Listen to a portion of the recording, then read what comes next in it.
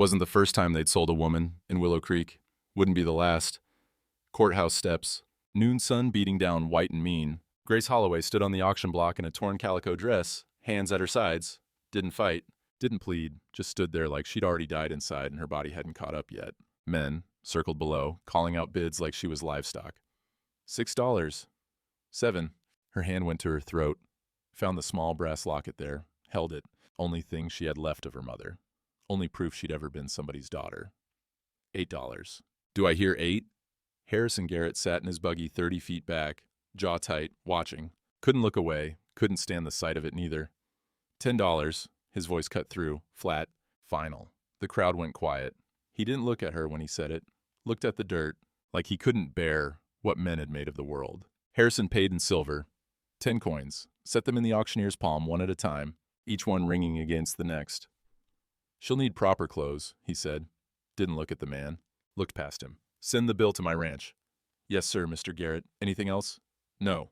Grace stood 3 feet away, waiting, hands folded, expected him to say something, tell her what he wanted, what she'd be doing to earn her keep. Men always told you what they wanted. Harrison turned. Walked toward his buggy. She followed. Didn't know what else to do. He climbed up, took the reins, waited. She stood there, uncertain. Well, his voice rough. Coming or not? She climbed up, sat on the far edge of the bench, pressed herself small. Harrison clicked his tongue. The horses moved. Nobody said a word. Behind them, the town faded. Ahead, the sky darkened, dust storm rolling in from the west. Could see it coming like a brown wall eating the horizon. Grace gripped the edge of the seat.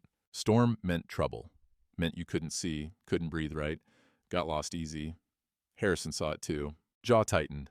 Clicked the horses faster. Gonna hit before we're home, he said, more to himself than her. How far? Her first words since the block. 5 miles. The wind picked up. Dust devils spinning across the road. Sky turning copper. Then it hit. World disappeared. Brown chaos. Wind howling. Harrison pulled his bandana up over his nose and mouth. Kept driving. Steady. Like he'd done this 100 times. Grace couldn't see 10 feet. Couldn't see the horses' heads. Just Harrison beside her, reins tight in his hands, leaning forward into the wind. She pulled her shawl over her face. Closed her eyes. Let him navigate. Felt the buggy turn. Felt it slow. Heard a gate creak open. Then they stopped. We're here. Harrison's voice muffled through cloth. House is 30 feet straight ahead. Can you walk it? Yes. Then go. I'll see to the horses.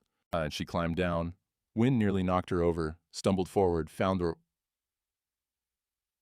the porch rail. Pulled herself up the steps. Behind her, Harrison disappeared into the brown fog with the buggy. Gone. She stood on the porch. Alone. Hand on the door. Didn't know if she should open it. Didn't know if she was allowed.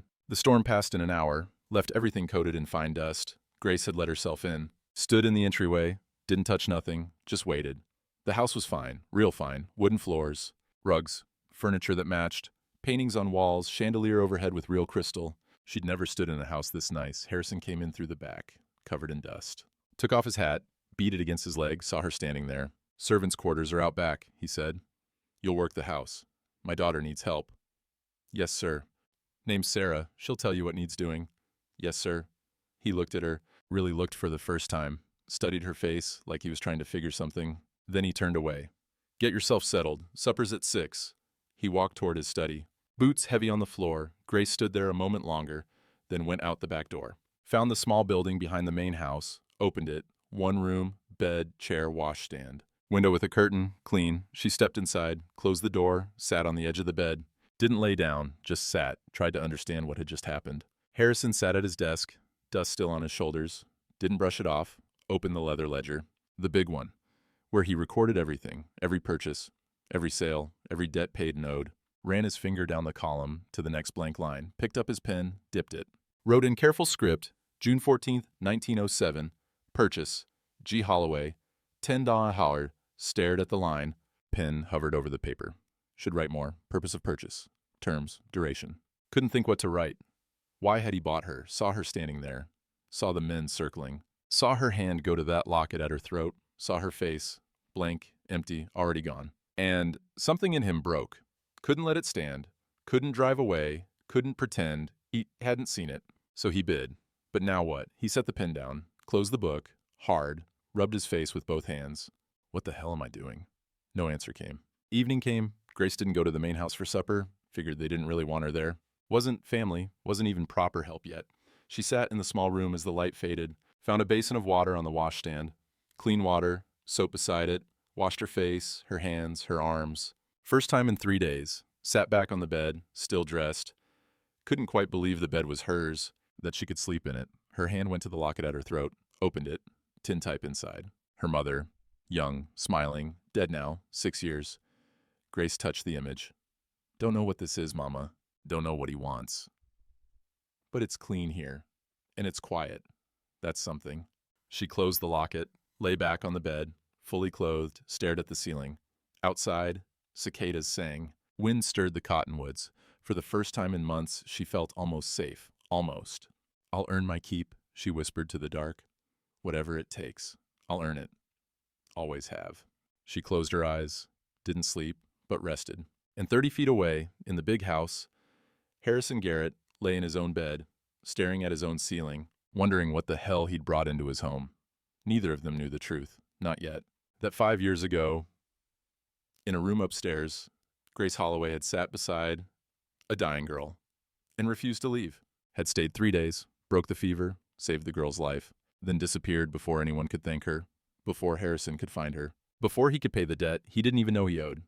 Until today, when he bought her for $10. Grace woke before sunrise. Habit. Years of drifting taught you, be awake before the world wakes. Be useful before anyone asks. She dressed in the dark, smoothed her hair, went to the main house quiet. Kitchen empty. Good. Found the stove, coals still warm from last night. Built them up. Set the coffee pot on, knew where things were by feel. Coffee tin, water pump, cups on the shelf. Muscle memory. Every kitchen the same, if you've worked enough of them. Coffee smell filled the room. Dark and bitter and familiar. She stood by the stove, waiting for it to boil, watching the window lighten. Footsteps on the stairs. Harrison came down, stopped when he saw her. Didn't ask you to. Didn't need asking. He stood there, uncertain. Man in his own house, uncertain. Grace poured 2 cups, set one on the table for him. He sat, slow, like he didn't quite know what to do with kindness he hadn't paid for yet. They drank in silence. First coffee they'd shared. Outside, the sky went pink.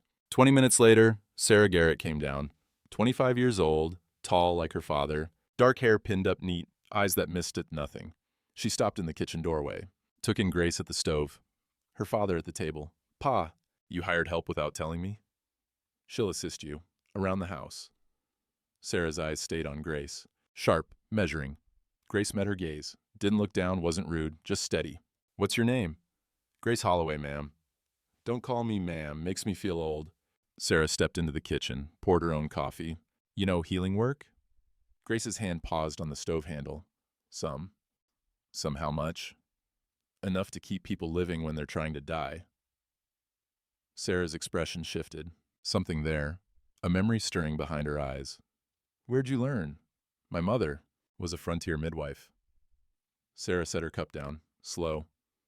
And where were you, say, 5 years back? Summer of 1902, Grace went still. Drifting, why? Just curious. But her voice said it wasn't just curious. Harrison looked between them, sensing something he didn't understand. Grace'll help with the house, he said, final. Ending the conversation, Sarah nodded, still watching Grace. I'm sure she will. She left the kitchen. Grace and Harrison sat in the quiet she left behind. My daughter asks a lot of questions, Harrison said. Got a right to. It's her home. It's my home. Yes, sir, it is. Something in the way she said it. Not agreeing, just stating fact.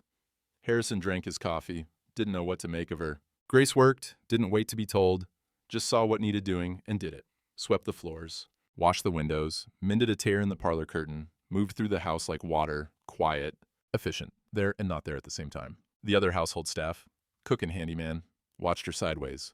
Cook was a woman named Iris, 50, heavy, kind face gone careful.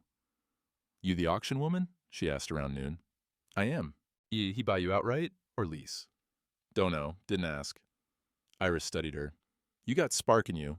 Thought you'd be more broke. I am broke, just don't show it. Iris smiled small. First warmth Grace had felt from another woman in months. You'll do? By afternoon, Grace found herself in the yard, laundry hanging on the line. Wind caught the sheets, snapped them white against blue sky. She stood there a moment, watching them move, felt the sun on her face. the wind in her hair, first time in a long time she wasn't running. From the study window, Harrison watched her, saw her stand there, still, peaceful. Saw the way she tilted her face to the sun like she was remembering something. Something familiar tugged at him, couldn't place it. He turned away, went back to his ledgers.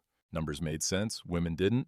Evening came cool. Grace finished her work, went out to the back porch, sat on the steps, saw something in the corner, half hidden behind a rain barrel, wind chimes, brass, tarnished. 3 of the tubes broken off. She picked them up, turned them in her hands. Those were my wife's, Harrison's voice behind her. She hadn't heard him come out. Want me to leave them be? He was quiet a long moment. No, they should make sound again. Grace nodded, found wire in the shed, spent an hour working by lamplight, matched the lengths, restrung them, hung them from the porch beam, breeze stirred them. First music in that house in 5 years. Harrison stood in the doorway, listening. Grace stayed on the steps, didn't turn around. Emma loved those, he said. Quiet. Made them herself, from old brass cartridges. She had good hands. She did.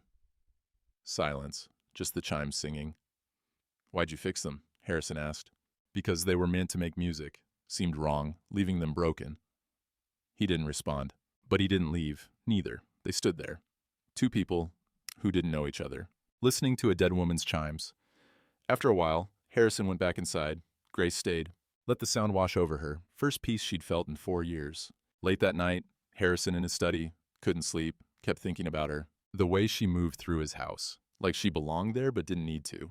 The way she'd fixed Emma's chimes without being asked. The way she'd made coffee that morning, not looking for thanks, just doing. He opened his journal, personal one, not the ledger. Wrote, don't know what I'm doing, brought a stranger into my home, paid $10, could have paid more, could have walked away, didn't either. She doesn't act like hired help, doesn't act like she owes me, just works, fixes things, brings quiet with her. Emma would have liked her. He stopped, stared at that last line. Would Emma have liked her, or would she have seen what Harrison was too blind to see, that he'd brought a woman into their home not to help Sarah, but to ease his own guilt? Guilt over what, he couldn't say. But it sat in his chest, heavy, old. He closed the journal, blew out the lamp, sat in the dark. Outside, the wind chimes sang. And in the servants' quarters, Grace lay awake, thinking about the girl upstairs, Sarah. 25 now, but 5 years ago. Grace closed her eyes, saw the memory, clear as yesterday, a girl, burning with fever, 17 years old, dying. Doctor had given up. Family out of town, just Grace, passing through, heard the commotion, went in, stayed. 3 days she sat, sponging the fever, whispering prayers her mother taught her. The girl lived. Grace left before they could thank her. Couldn't bear gratitude then, was too raw from her own losses. But now she was in that same house, working for that girl's father. And neither of them knew.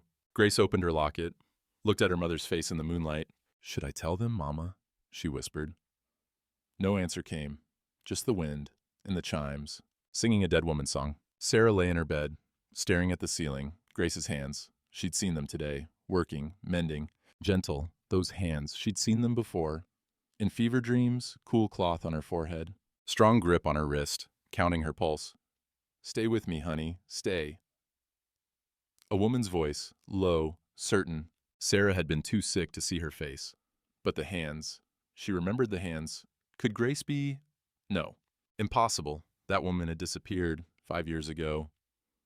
Father searched for months, offered rewards, nothing. But the hands, Sarah turned over, punched her pillow. Tomorrow. She'd watch Grace tomorrow.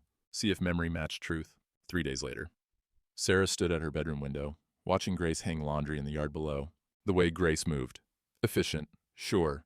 Hands quick and certain. Sarah's vision blurred. Not crying. Remembering. 5 years back. Summer heat like this, her body burning. Sheets soaked through. Dr. Morrison shaking his head. Nothing more I can do. She's in God's hands now. Father was in Denver. Wouldn't make it back in time. She was dying. Knew it. Could feel herself slipping. Then, footsteps. Someone entering the room. I'll sit with her. A woman's voice. Not family. Not anyone Sarah knew. Cool cloth on her forehead. Water on her lips. Strong hands turning her. Changing the sheets. Stay with me, honey. I know it's hard. But stay. 3 days. That voice. Those hands. Never saw her face. Too sick. Eyes wouldn't focus. But the hands. Sarah looked down at the yard again. Grace bent to the laundry basket. Reached for another sheet. The movement. The angle of her wrists, exactly the same. Sarah's breath caught. Sarah went downstairs, calm, deliberate, found Grace in the kitchen, preparing vegetables for supper. "Let me help," Sarah said. "Don't need to, Miss Sarah. I want to." Grace nodded, handed her a knife. They worked side by side, quiet. Sarah took the knife, drew it across her palm. Not deep, just enough. Blood welled. "Oh." She made her voice surprised, not alarmed. Grace turned, saw the blood, didn't hesitate, set down her knife, took Sarah's hand, gentle but firm, examined the cut. "Not deep, won't need stitching." Moved to the pump, wet a cloth, came back, cleaned the cut, wrapped it. Exact movements. No wasted motion. The pressure of her fingers, the angle she held Sarah's wrist, identical. Sarah stared at Grace's face. "You've done this before." "Done a lot of things." Where were you 5 years ago, summer of 1902? Grace's hands paused, just a heartbeat, then continued rapping. "Told you, drifting." "Drifting where?" "Lots of places." This place?" Grace tied off the bandage, let go of Sarah's hand, stepped back. Don't recall." But her voice had changed, gone careful. Sarah held her bandaged hand, kept her eyes on Grace. "Someone saved me. That summer. Woman I never saw. She stayed when everyone else left." Grace turned back to the vegetables, picked up her knife. "That's so?" "My father searched for her for months. Offered money. Never found her." "Some people don't want to be found." "Why not?" Grace's knife went still on the cutting board. "Maybe she had her reasons." Sarah waited. Grace didn't turn around.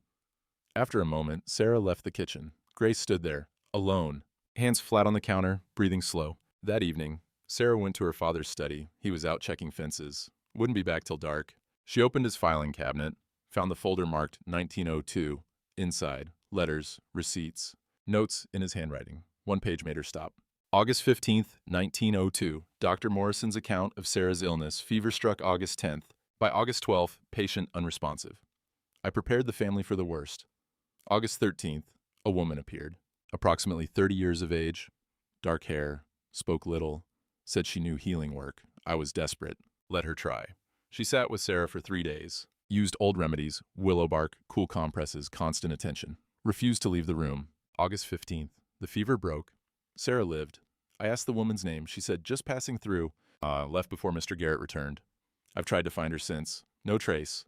Below that, another note. Harrison's hand. Dated 2 weeks later. $500 reward for information leading to the woman who saved my daughter. No questions asked. Just need to thank her. Another note. 6 months later. No leads. It's like she was a ghost. Sarah sat back in the chair. 5 years he'd been searching. And 3 days ago, he'd bought her at auction. For $10. Sarah closed the folder, put it back, stood at the window, watched the sun sink. Tomorrow, she'd watch Grace's hands again, make sure. Then she'd tell her father. Or maybe she wouldn't. Maybe she'd see what he did. When he figured it out himself, if he ever did. Grace sat on her bed as the light faded. Long day. Good work. Honest tired. She took the locket from around her neck, opened it. Her mother's face looked back. Forever young in the tintype. Forever gone. "Knew I'd see them again someday, Mama," Grace whispered. "Just didn't think it'd be like this. Didn't think he'd be the one buying me off a block." She touched the image, gentle. "You always said do right by people. Don't matter if they know it. Don't matter if they thank you. Just do right." Grace closed the locket, but didn't put it back on. Set it on the small table beside her bed, where she could see it. "I'm tired, Mama. Tired of running. Tired of being nobody. This house. It's the first place I've felt still. In 4 years. But they're gonna figure it out. Sarah already suspects. And when they know..." She stopped, looked at the locket. "When they know, everything changes. Again." Outside, cicadas sang. Heat of the day fading into cool night. Grace lay back on the bed, stared at the ceiling. For the first time since she'd arrived, she let herself want something. Wanted to stay. Wanted to put roots down. Wanted to stop running. Dangerous thing. Wanting. But she couldn't help it. This place, these people, felt like maybe she could be someone here. Not just the woman who drifted through, but the woman who stayed. Next morning, Harrison in town, bank business, loan papers to sign. Vernon Blake met him in the lobby, 50 years old, soft hands, sharp eyes, smile that didn't reach. "Harrison, good to see you." Blake, "Heard you made an interesting purchase last week." Harrison's jaw tightened. "Word travels." "It always does. Woman from the auction, brought her to your ranch. She works for me." That a problem? Blake smiled. No problem at all. Just curious about your reasoning. Don't need to explain my reasoning. Of course not. You're a man of means. Can buy what you want. Something in the way he said it, like he was tasting the words, finding them useful. Harrison signed the papers. Didn't look up. We done here? Almost. One more thing. Blake leaned against the desk. Casual. Calculated. Railroad's coming through. I've mentioned this before. And I've told you before, I'm not selling. Your land sits right in the path. Prime route. Save the railroad 2 years of surveying if we go straight through your property. Then they can go around. Harrison, be reasonable. We're talking about progress, we're talking about my land, and it's not for sale. Blake straightened, smile still there, but colder now. Everything's for sale. Eventually, just a matter of price. Harrison stood. Then the price is higher than you can pay. He walked toward the door. Blake's voice followed him, soft, dangerous. Interesting. A man who'll pay $10 for a woman at auction, but won't take any price for dirt? Well, it makes me wonder about your priorities. Harrison stopped, didn't turn around. Careful, Blake. Oh, I'm always careful. Question is, are you? Harrison left. Blake stood in the lobby, alone, smiling, pulled out a small notebook, wrote, Garrett vulnerable, new woman in the house. Leverage? Underlined it twice. Outside, storm clouds gathered on the horizon. Not the dust kind, the rain kind, the kind that breaks droughts or floods everything. Morning, 5 days since Grace arrived. Sarah didn't come down for breakfast. Harrison noticed first. She was always up by 6, reliable as sunrise. 7 o'clock came, still no Sarah. He climbed the stairs, knocked on her door. Sarah? No answer. He opened it. She was in bed, covers tangled, face flushed red, breathing shallow. Harrison's gut dropped. Sarah. He crossed the room, touched her forehead, burning. No, not again. She opened her eyes, barely. Pa, I'm here. I'm getting the doctor. He ran downstairs, shouted for the handyman. Ride to town. Get Doc Morrison now. The man didn't ask questions, just ran. Grace appeared in the hallway. What's wrong? Sarah. She's... His voice broke. Fever, like before. Grace went still. How long? Don't know. Just found her. Without a word, Grace went upstairs. Harrison followed. Doc Morrison arrived within the hour. Rode hard. Horse lathered. He climbed the stairs. Went into Sarah's room, where Grace had already opened the windows, changed the sheets, brought cool water. Grace stood back, let him work. Morrison examined Sarah, listened to her lungs, took her pulse. His face got grayer with each passing minute. Finally he stood, looked at Harrison. Lung fever, bad. Harrison's world tilted. Then fix it, Harrison. You fixed her before. Morrison shook his head, slow, heavy. I didn't fix her before. Wasn't me. What? 5 years ago. I'd given up. Told you that in my letter. Then who? Was a woman, drifter, came out of nowhere. Sat with Sarah for 3 days. Used old remedies. Broke the fever. Morrison's voice went quiet. She's the one who saved your daughter, not me. I tried to find her after. Thank her. She was gone. Harrison stood there, frozen. Can you save her now? His voice barely a whisper. Morrison looked at Sarah, at the young woman burning up in that bed. I'll do what I can, but Harrison, prepare yourself. No. Harrison. I said no. Harrison turned away. Couldn't look, couldn't breathe. Grace stepped forward. I'll sit with her. Both men turned. Morrison's eyes widened, stared at her, really looked. You, he breathed. Grace met his gaze, steady, certain. Me. Harrison looked between them. What? She's the one, Morrison said. The woman who saved Sarah 5 years ago. The room went silent. Grace didn't move, didn't deny it. Harrison's mouth opened, closed. No words came. I'll sit with her, Grace said again. Calm, like she'd said it before. Like she'd say it 100 times more if needed. You...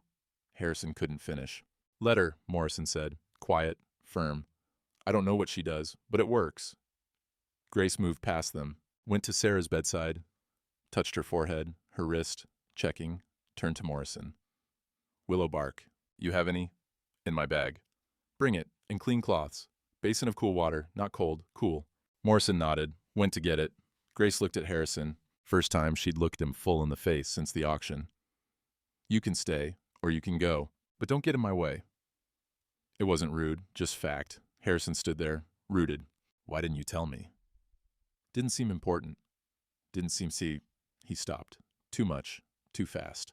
You let me. I bought you for $10. And you. We'll talk later. Your daughter needs me now. She turned back to Sarah. Dismissed him. Harrison stood there a moment longer, then stepped back.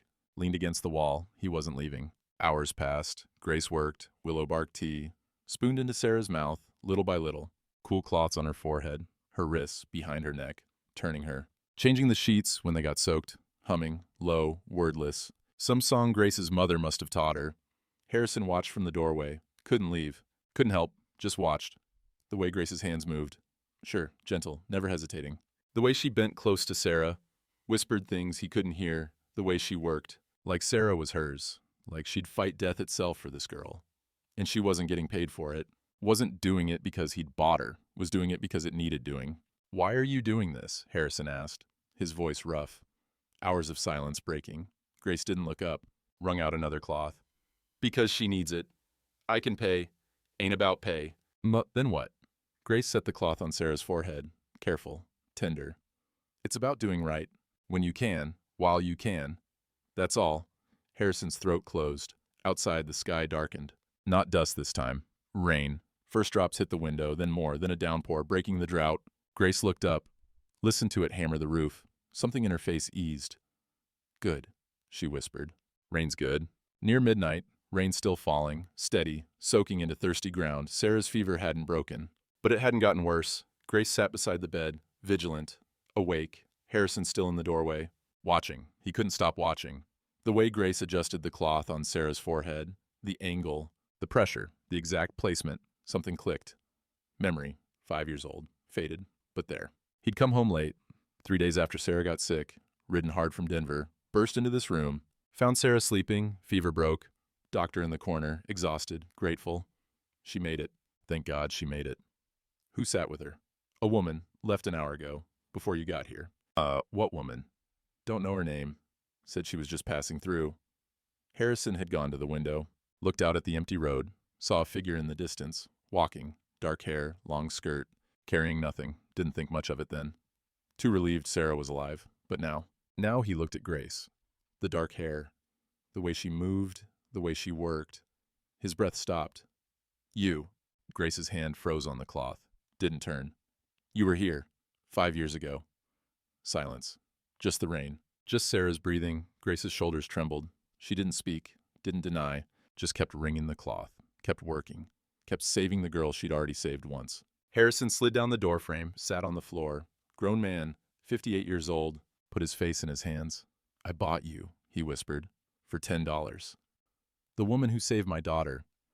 $10. Grace turned then, looked at him, tears on her face, but her voice steady. Wasn't about the money then, ain't about it now. Outside, the rain poured down, washing the dust away, washing everything away, except the truth. The truth was in that room, sitting beside a dying girl, worth more than all the gold in the territory, and he'd bought her for $10 silver. Dawn came gray and soft, rain stopped, world clean. Sarah's eyes opened, slow, confused, focused on the ceiling, then on Grace beside her. You, she whispered, voice like gravel. Grace's hand covered hers, squeezed. Hey there. You were here before. Not a question, a statement. Grace nodded, tears spilling, couldn't stop them. Why didn't you stay? Sarah's voice breaking.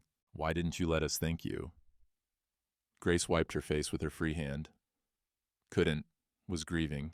Husband died, baby died, lost everything in the space of a week. Couldn't bear kindness then. Would have shattered me.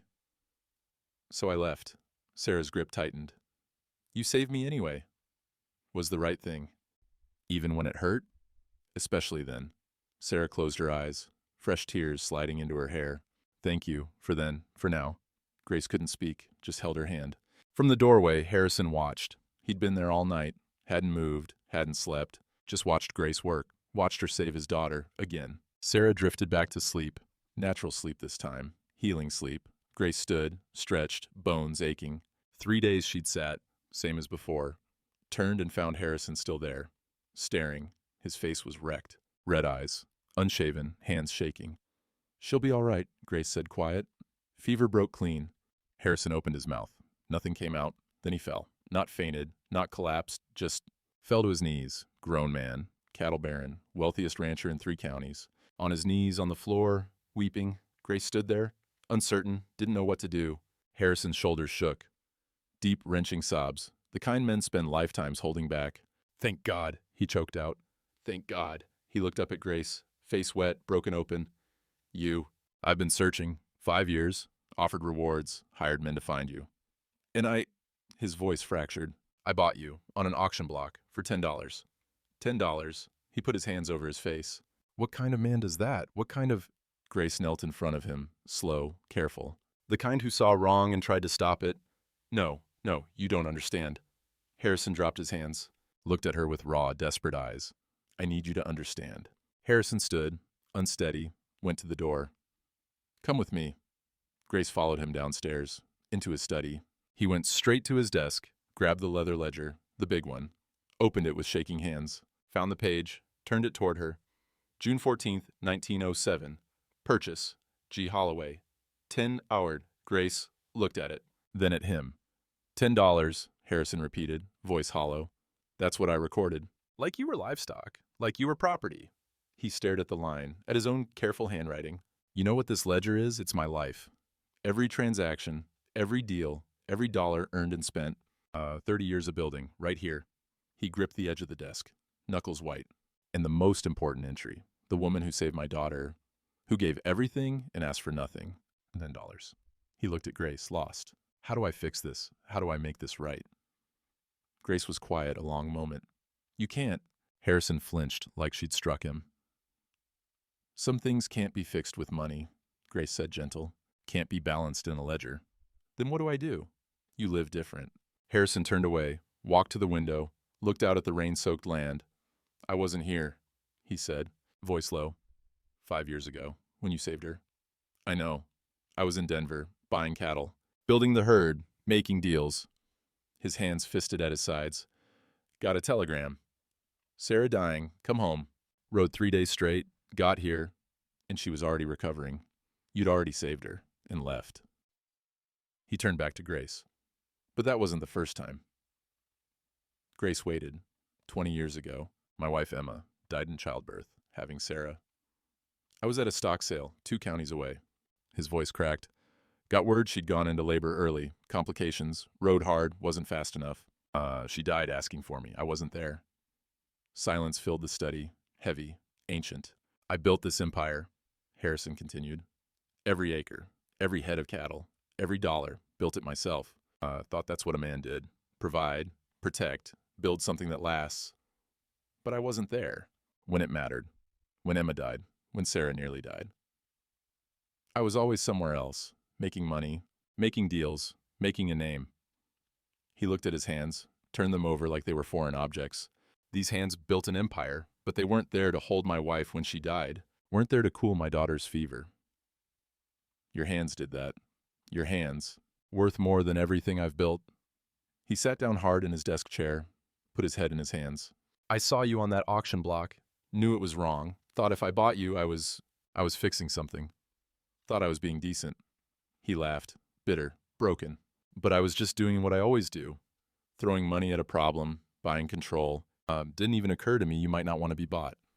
Might not need saving. Because I'm the one who needed saving." He looked up at her, eyes red and raw. "I'm the one who's been drowning, for 20 years, building and building and never stopping. Because if I stopped, I'd have to face it. That I failed, at the only things that mattered." Grace stood there. Let him say it. Let him break. Sometimes a man needed to break before he could heal. After a long moment, Grace crossed the room, pulled up a chair, sat across from him, eye level. "You weren't there," she said, quiet but firm. "That's true." Harrison nodded, waited for the condemnation. "But you brought me here, gave me a clean room, decent work. Didn't ask for nothing I wasn't willing to give." "That doesn't—" "Let me finish." He went quiet. "You made a choice at that auction," Grace continued. "Maybe not the right choice, maybe not for the right reasons. But you chose decency over nothing. When you saw a woman being sold like livestock, and something in you said no, that's worth something." Harrison shook his head. "Don't let me off easy." "Ain't letting you off. Telling you what's true." Grace leaned forward. "You failed your wife. You failed your daughter. You're right about that.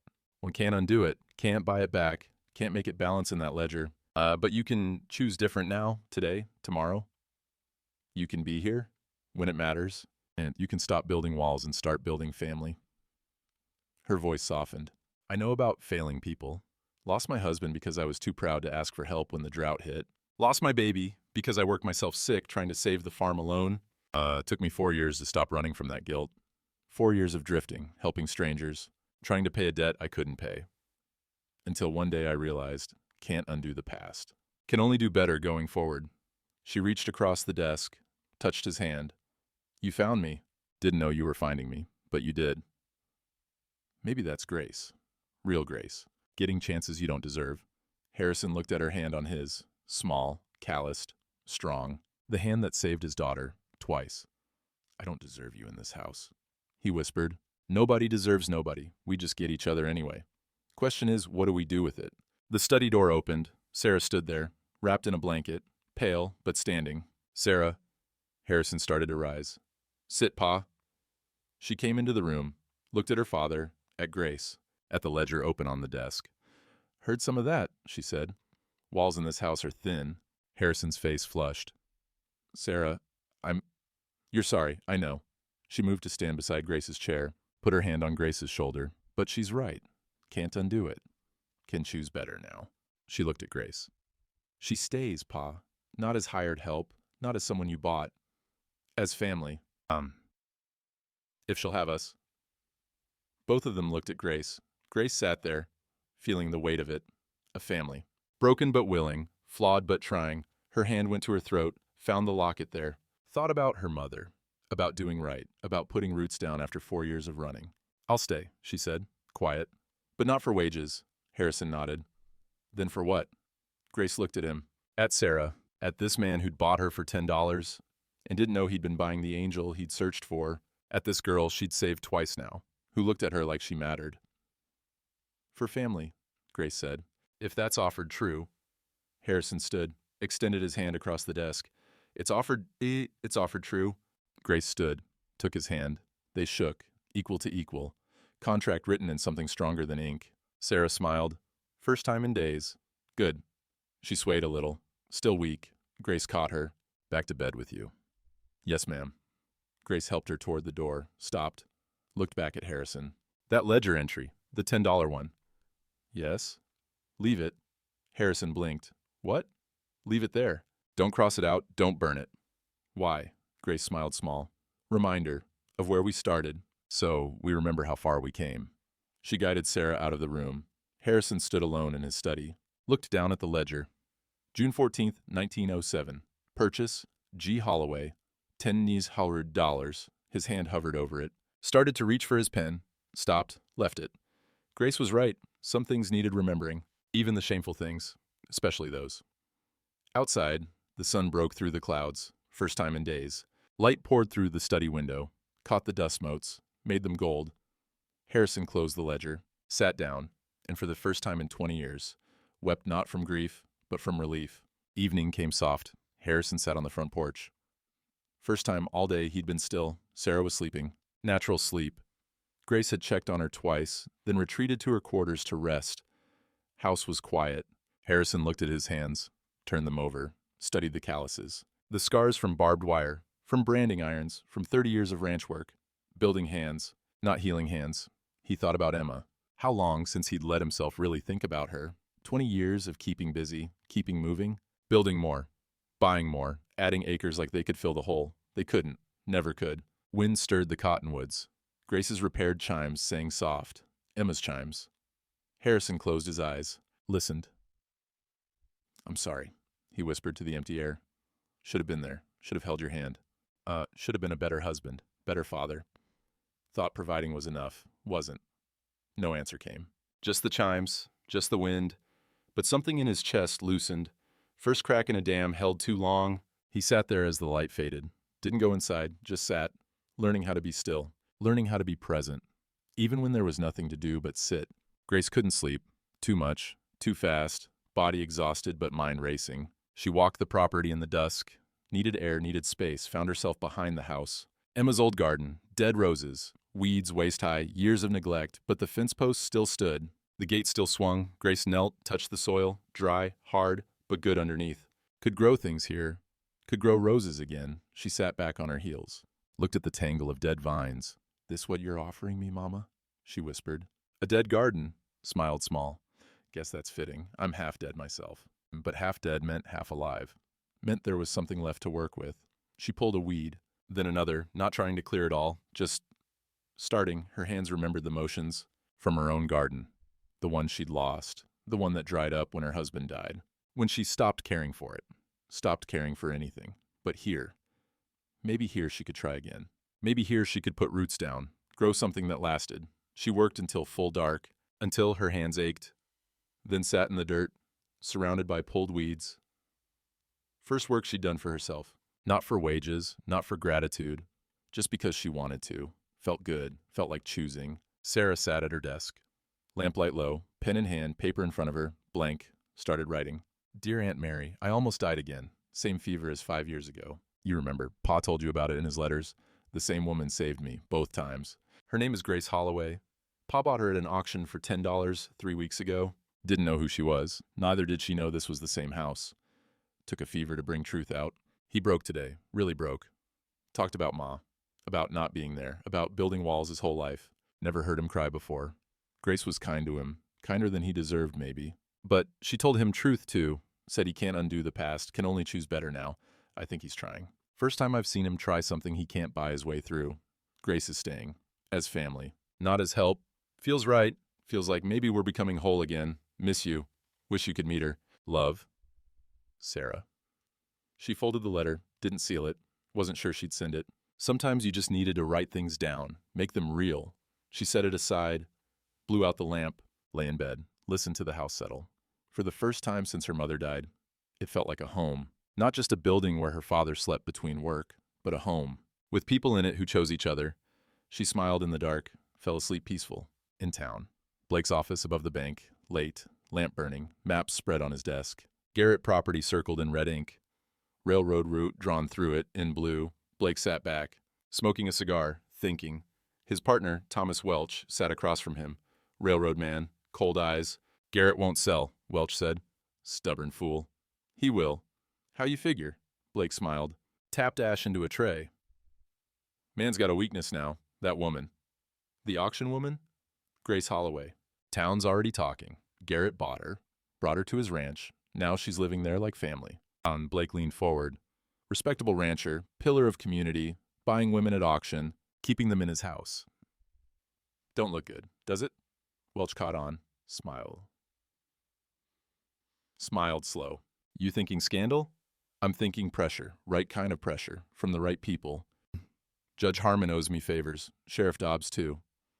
We raise questions about Garrett's moral character, about this woman's legal status, about whether he's keeping her against her will. Force him to choose his reputation or his land." Welch nodded. "He'll seldom make it go away." "Exactly." Blake stood, walked to the window, looked out at the dark town. Railroad's coming, nothing stops that. Not even the great Harrison Garrett. He drew on his cigar, exhaled smoke. Man thinks he can buy a woman, save his conscience, keep his land. About to learn, can't have it all. Welch stood. "When do we start?"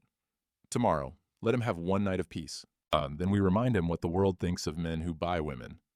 Both men smiled. Outside, stars came out, clean and bright after the rain, beautiful night. Storm was coming though, different kind of storm. The kind made by men, the kind that destroyed more than weather ever could. Near midnight, 3 people lay awake under one roof, Harrison in his bed, staring at the ceiling, hands folded on his chest, thinking about tomorrow, about being present, about what that meant. Grace in her small room, hand on her locket, eyes closed, thinking about gardens, about roots, about whether she was brave enough to stay. Sarah in her room, recovered, whole, thinking about the woman downstairs, about her father, about second chances. None of them knew what morning would bring. None of them knew that Vernon Blake was sharpening his knife, that the peace they'd found was about to be tested, that sometimes choosing family meant fighting for it. But for now, for this one night, they had peace, they had each other, they had hope. The wind blew soft through open windows, Grace's chimes sing. And somewhere in the dark, a mockingbird called, singing its borrowed songs, singing for all of them. Morning came bright, too bright. Harrison was in the barn, checking on a mare about to foal, heard hoofbeats. 2 riders. He stepped out, squinted against the sun. Vernon Blake, Sheriff Dobbs beside him. Harrison's gut tightened. Blake, Sheriff. He nodded, kept his voice level. Something I can do for you? Blake dismounted, smooth, like he owned the place. Got a legal matter to discuss, Harrison. What kind of legal matter? About your employee? Miss Holloway. Harrison went still. What about her? Sheriff Dobbs cleared his throat, uncomfortable. Mr. Blake's brought to my attention some irregularities. Speak plain, Blake smiled, cold. The woman you purchased at auction, according to territorial law, auction sales of that nature include a 7-year indenture period. What are you talking about? You paid the auction fee, $10, but not her debt. Her debt to the county is $500. Blake pulled papers from his coat. She works off that debt, or someone pays it, or she goes back on the block. Harrison's blood went cold. That's not how it works. That's exactly how it works. Sheriff Dobbs has verified it. Dobbs wouldn't meet Harrison's eyes. Laws on the books, Harrison. Rarely enforced, but it's there. Blake stepped closer. So here's your situation. You pay the $500, or she works 7 years to clear it. I'll pay it. Ah, but there's more.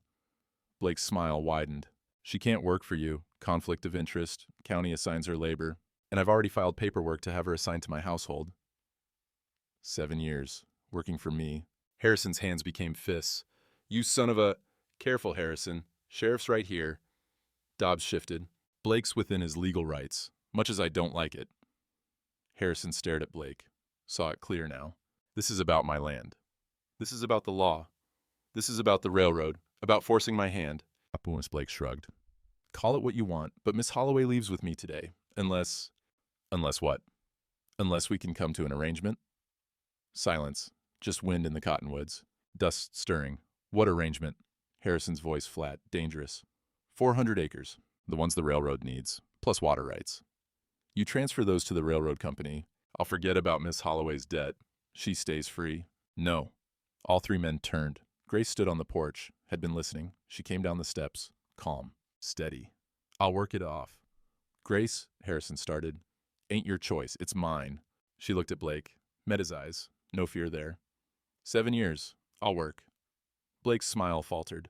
I hadn't expected her to agree so easy. You understand what you're agreeing to? I understand. You'll work in my household. Under my direction. 7 years. I said I'll work. Harrison stepped between them. No, absolutely not. Grace looked at him. Not your decision. I won't let you... You don't let me do anything. Her voice soft but firm. I'm not yours to let or forbid. I choose this. Harrison stared at her, saw the determination, the dignity, the same strength that sat with a dying girl for 3 days. Took nothing. Asked nothing. Something in him broke open, all the way. Harrison looked at Blake, at Dobbs, at Grace, at the trap they'd set, the choice they'd forced, his land or her freedom, his empire or his conscience.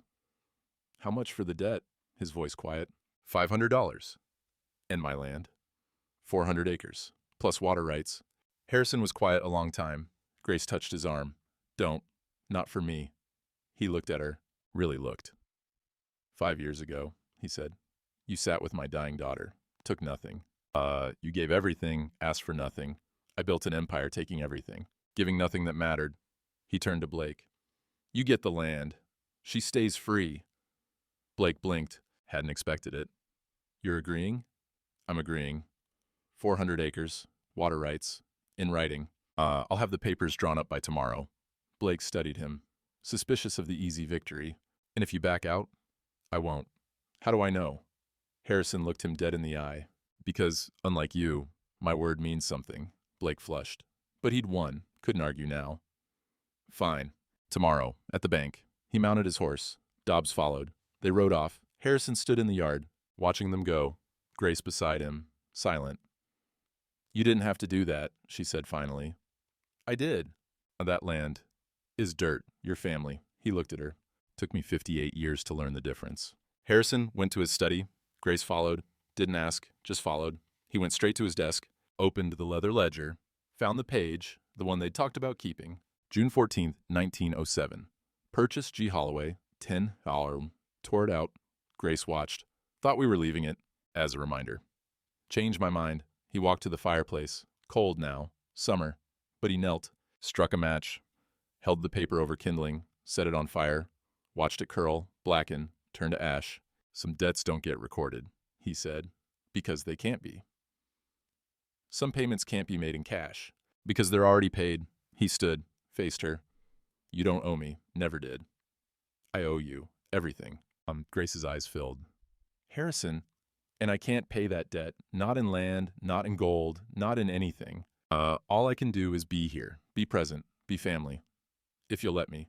Grace stepped forward, took his hands, calloused, work-worn, building hands. That's all I ever wanted, she whispered, from anyone. Just to be chosen. They stood there, holding hands, two broken people choosing each other. Sarah appeared in the doorway, saw them, smiled, came in, joined them, put her arms around both of them. We're family now, she said. Simple, true. All of us. They stood together, 3 people, 3 stories. One choice, to be family. Sunday came, church day, whole town would be there. Harrison dressed in his best suit. First time in months he'd gone to church. Grace wore a dress Sarah had given her. Simple, clean, dignified. They walked in together, Harrison, Sarah, Grace. Heads turned, whispers started. Blake sat in the front pew, smug, waiting to see Harrison humiliated. Service started, hymns, prayers, sermon about forgiveness. Then Pastor Jennings asked if anyone had testimonies. Harrison stood. Silence fell. He walked to the front, turned to face the congregation. Got something to say. People leaned forward. Most of you know I bought a woman off an auction block 3 weeks back. But whispers, glances toward Grace.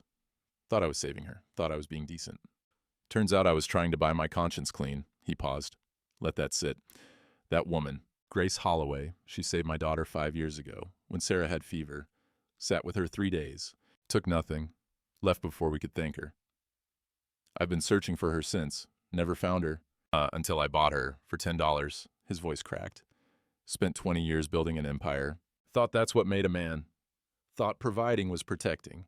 Thought money fixed things. I was wrong. Blake shifted in his pew, uncomfortable now.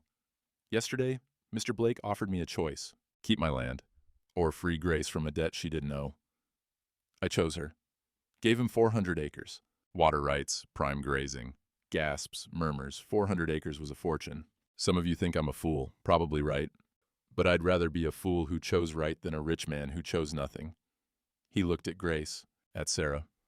These are my family, not by blood, by choice. And I'll stand with them against anyone, against anything. That's all. He walked back to his pew, sat down, silence. Then, old Miss Patterson in the back stood up, started clapping, slow, steady.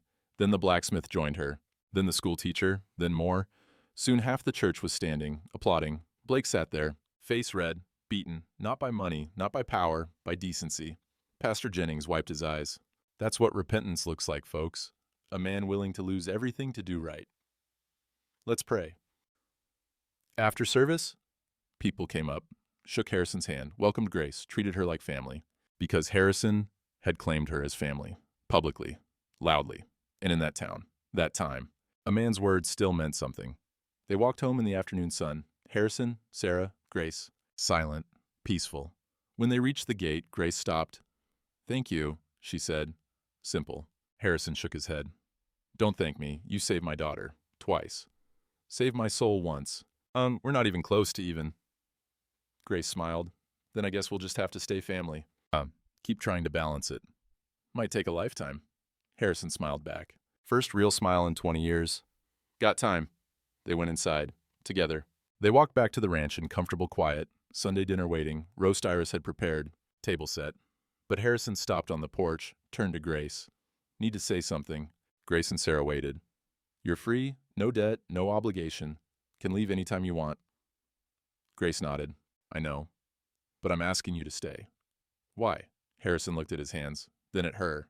Because Sarah needs you, because this house needs you. He paused. Because I need someone to tell me when I'm being a fool. And because it's right. Grace smiled small. That's 3 reasons. Which one matters? The last one. She stepped closer, looked him in the eye. I'll stay, but not as hired help. Then as what? As family. Equal, not bought, not owed, just chosen. Harrison extended his hand. Deal. Grace took it. They shook, firm, equal. Sarah watching from the doorway, crying happy tears. Good, she said. Now can we eat? I'm starving. They laughed. First real laughter in that house in years. Went inside, sat down to Sunday dinner. 3 places set, 3 people at the table. Family. Next morning, early, Grace in the kitchen making coffee. Routine now. Harrison came down, cleared his throat. Got something for you. He held out a small wooden box. Simple, polished. Grace wiped her hands on her apron, took it. What's this? Open it. She lifted the lid. Inside. Her mother's cameo locket. But different now. Repaired. The broken clasp fixed. New silver chain. Delicate. Strong. And on the back. New engraving. For Grace, who gave everything. Grace's hands trembled. Couldn't speak. Harrison shifted. Uncomfortable with emotion, but pushing through. Found it in your room. After the fever. Was broken. Had the jeweler in town fix it. Add the chain. Wasn't right. Something that important staying broken. Grace traced the engraving with her finger. Tears falling. Harrison. I couldn't fix what I broke 5 years ago. Couldn't be there for Emma. Or Sarah when she needed me most. His voice went rough. But I can fix this. And I can be here now. Every day, present, not perfect, but here. Grace looked up at him. You already are. She opened the locket. Her mother's face looked back. Forever young. She'd like you, Grace whispered. My mama, she'd say you're learning. Learning what? That being a man ain't about never falling. It's about getting back up. About choosing right when you still can. Harrison nodded. Didn't trust his voice. Grace fastened the locket around her neck. New chain cool against her skin. Touched it. Felt the weight. Not just her mother now. Her mother. In this new family. In second chances. All of it. Right there against her heart. Thank you, she said. Not just for the locket. Harrison understood.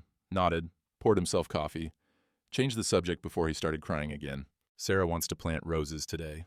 Emma's garden. You know anything about roses? Grace smiled. Some. And then I guess we're planting roses. Mid-morning, all 3 of them in the garden, sun warm, breeze soft, good day for planting. Sarah knelt in the dirt, holding a rose bush they'd bought in town, her mother's favorite. Yellow roses. Ma would be happy, she said quiet, seeing this garden alive again. Grace worked beside her, showing her how to dig the hole, how deep, how wide. Your mama had good taste. Yellow roses are strong. They'll grow here. Harrison stood back, watching them work. 2 women, one his daughter, one his, what, friend, family, guardian angel, all of it. None of it mattered. She was here. That's what mattered. Sarah looked up at him. Pa, you gonna help or just stand there? Don't know the first thing about roses. Then learn. Grace handed him a spade. Dig here, not too deep. Harrison took it, knelt beside them. Dug, clumsy, but earnest. Grace corrected him, patient. Little shallower, don't want to hit hard pan. He adjusted. Tried again. Better. They worked together, planting, watering, tamping soil. 3 pairs of hands, 3 different stories, 1 garden. When they finished, they stood back, looked at what they'd made. 5 rose bushes, small now, but they'd grow. Give it time, give it care. They'd bloom. Sarah wiped her forehead, smeared dirt across it. Grace laughed. You got a little... Sarah grinned, wiped more dirt on Grace's cheek. Grace gasped. Oh, you... Got dirt on her hands. Reached for Sarah. Sarah squealed, ran. Grace chased her, both of them laughing like children. Harrison watched. Heart full. Couldn't remember the last time he'd heard Sarah laugh like that. Pure, unburdened, young. Grace caught her. They tumbled into the grass, still laughing. Harrison smiled. Big. Real. You 2 done playing? Never, Sarah called back. Grace sat up, hair wild, dressed dirty, grinning. Most beautiful thing he'd ever seen. Not because she was beautiful. She was, but that wasn't it. Because she was free. Free to laugh, free to play, free to stay or go, and she chose to stay. That same day, Vernon Blake in his office. Papers spread before him, 400 acres of Garrett land. Prime property. He'd won, so why did it feel hollow? His clerk brought news. Whole town's talking about Garrett's speech yesterday. What about it? Calling him brave, noble, saying he chose honor over wealth. Blake's jaw tightened. He gave up 400 acres. People are saying that's what made it brave. The clerk left. Blake sat alone. He'd gotten the land.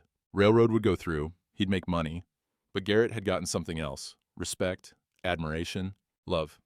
Things Blake's money never bought him. He looked at the deed, at Garrett's signature. Strong, steady, no hesitation. Man had signed away a fortune without blinking, for a woman, for family. Blake pushed the papers away, disgusted. Not with Garrett, with himself. Because some part of him, small, buried, almost dead, wished he was the kind of man who could do that. Give up everything for something that mattered. But he wasn't. Never would be. He poured himself whiskey, drank it, tasted like ashes. Evening came cool and gentle. 3 of them on the porch, coffee in hand, rocking chairs creaking. New pattern, established quick, felt old already. Sarah talked about opening a school, teaching healing work. Grace could help. Grace liked the idea, said she'd think on it. Harrison mostly listened, adding thoughts here and there, but mostly just being present, being here. Not working late, not checking fences, not counting cattle, just sitting, with his family. Wind chimes sang. Grace's repair holding strong. Cicadas started their evening song. Sky went pink, then purple, then navy. Stars came out, nobody moved to go inside. Just sat together, quiet, peaceful.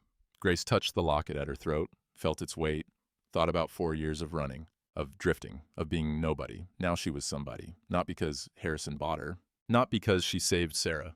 Because they chose each other, all of them. Broken, flawed, trying. Choosing each other anyway.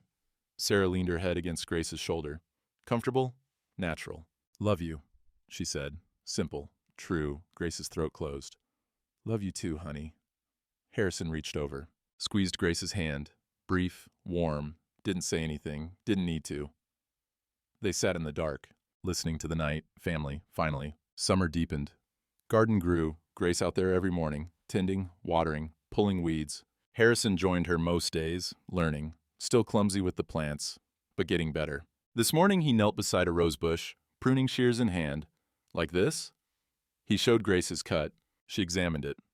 Little higher, want to cut just above the leaf node. He tried again. Better. They worked in silence, comfortable kind. Robins sang in the cottonwoods, dew still on the grass. Never thought I'd be a gardener, Harrison said. Why not? Ranchers don't garden, we raise cattle. Grow hay. You're both now. He considered that. Suppose I am. Sat back on his heels. Looked at the garden, at what they'd built. 5 rose bushes, tomatoes coming in, herbs Grace had planted, small, but alive. Emma would have liked this, he said quiet. I think she does.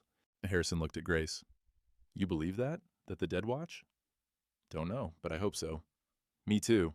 They went back to work. Next day, kitchen, Grace making breakfast, Harrison at the table with his coffee. Sarah came down, hair still unpinned, yawning. Morning, Grace said. Sarah grunted. Not a morning person. Sat down hard. Reached for coffee. Grace pulled it away. Food first. Coffee first. Food. Sarah looked at her father. Pa, help me out here. Harrison held up his hands. Don't look at me. I don't argue with Grace before I've had my coffee. Can't argue after neither. Woman's got all the sense in this family. Grace smiled. Set bacon and eggs in front of Sarah. Eat. Then coffee.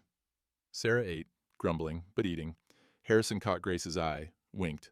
Grace rolled her eyes. But she was smiling. This was family.